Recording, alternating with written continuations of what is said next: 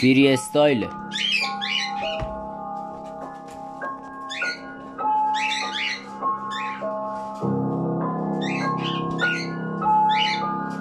یو زدیکس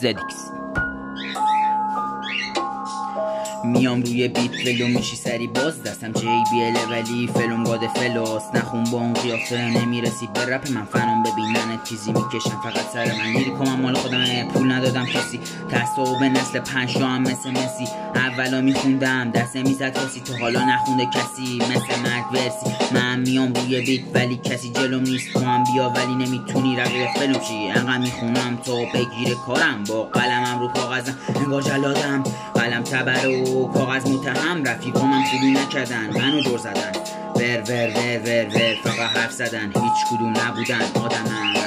یه روزی تموم میشه دردم میدونم مثل یه صیاد توی جنگل میخونم یه روزی تموم میشه دردم میدونم مثل یه صیاد توی جنگل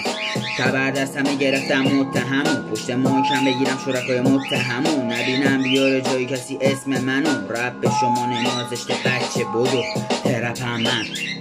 من خودم رپمو ترپم من خودم رپمو ترپم من خودم رپمو ترپم من خودم رپمو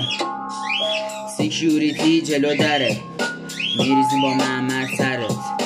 ترپ استار توی تنه رتو رو حس میکنم داشت رته بیا جلو ولی میدی سری لوزو اصلا بیا بزنیم با هم دوزو پشت هم روزا سپری میشه واسم نمونده هیچ سپری دیگه ترپ میخونم ولی دلم پاره تر قبله دیگه نمونده جونی واسم توی این قلبه هر کی با هم آینده جاش توی قصره بیا جلو ولی واسم مهم نیست قطره تموم میشه دردم میدونم مثل یه صیاد توی جنگل میخونم یه روزی تموم میشه دردم میدونم مثل یه صیاد توی جنگل هی پشت هم هی دادی بهم هی تاتم که مثل خودت که گفتی نداره ترکم هیچ ورسی پوچ دیدمت بهت گفتم مرسی